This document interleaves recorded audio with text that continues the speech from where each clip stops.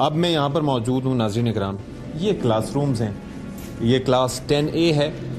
ये जो ऊपर आपको तबाही नज़र आ रही है ना, और दाएं बाएं आपको नज़र आ रही है, शीशे टूटे हुए हैं, छतें ज़ाहिर है कि ये कंक्रीट की छतें नहीं हैं, चादरें हैं और वो उखड़ चुकी हैं, फॉल्स सीलिंग उखड़ चुकी है। ये मैं आपको बता रहा था, ये उस ब्लास्ट का इम्पैक्ट है जो कि खुदकुश हमलावरों ने किया था।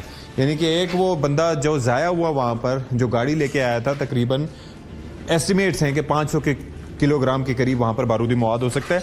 तो उसके नतीजे में यू कैन इमेजिन कि जो शॉक वेव आई है, हालांकि 200 मीटर वो जगह इधर से इधर है और ये नुकसानात हुए हैं। ये मनाजिर यहाँ से आसमान का नज़ारा आप कर सकते हैं।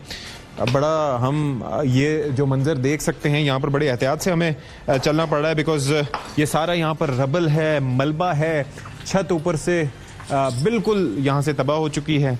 ये 10वीं क्लास है जी, मुख्तलिफ सेक्शंस होते हैं, 10A 10B, और फिर आप ये यूं ही आगे चलते जाएं तो यहाँ पर भी आप देखेंगे कि ओवरऑल काफ़ी यहाँ पर अब दोबारा से काम होना होगा इन क्लासेस को ऑपरेशनल होने के लिए।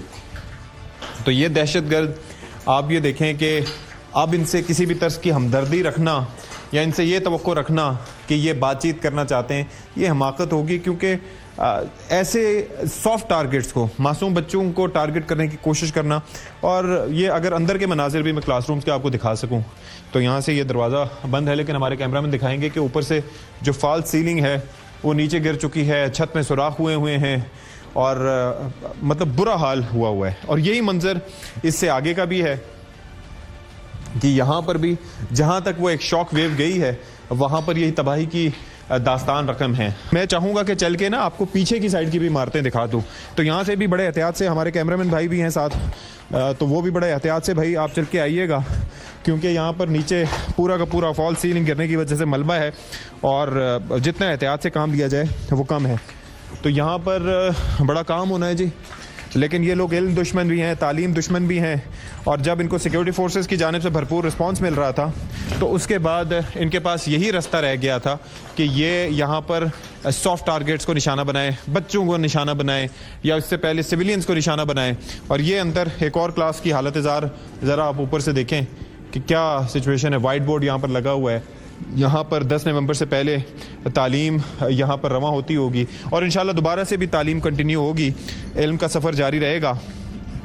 लेकिन यहाँ पर ये जो वाक़यात पेश आए हैं, इनकी जितनी मज़म्मत की जाए कम है। ये जो बुक है अरमग़ान उर्दू जमात 11 की, तो ये भी यहाँ पर पढ़ाई जाती होगी, लेकिन ये भी दहशत गर्दों के इस हमले और इस धमाके का निशाना बनी।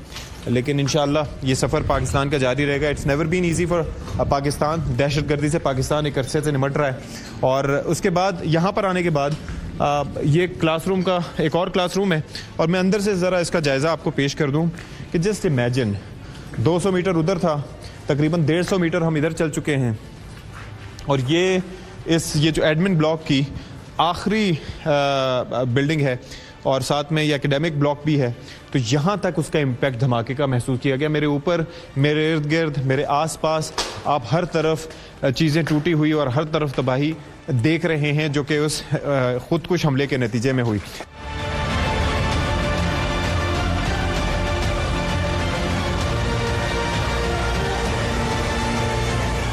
इस साइड पे पीछे ये हॉस्टल्स हैं जिनके नाम जिन्ना, भट्टी, मूसा, निश्तर, ये सारे हॉस्टल्स हैं, रिहायशी हॉस्टल्स हैं, जहाँ पर स्टूडेंट्स को इनिशियली मुंतकिल किया गया। जब तक QRF पहुँची, उन्होंने दहशत गर्दों को वो बिल्डिंग, वो आप देख सकते हैं, वहाँ पर कंटेन किया। ये वो बिल्डिंग है, ये बैक साइड से मैं मनाजिर दिखा रहा हूँ कि जहाँ पर तबाही की दास्तान रकम हुई और दहशतगर्द वहाँ से आगे नहीं निकल पाए। यहाँ पर सारे सिक्योरिटी फोर्सेस के एहलकार, QRF के एहलकार डिप्लॉयड थे, और उन्होंने दहशत गर्दों को वहाँ से नहीं आने दिया, और यही वजह है कि वो स्टूडेंट्स महफूज रहे और उसके बाद इनको इवैक्यूएट किया गया।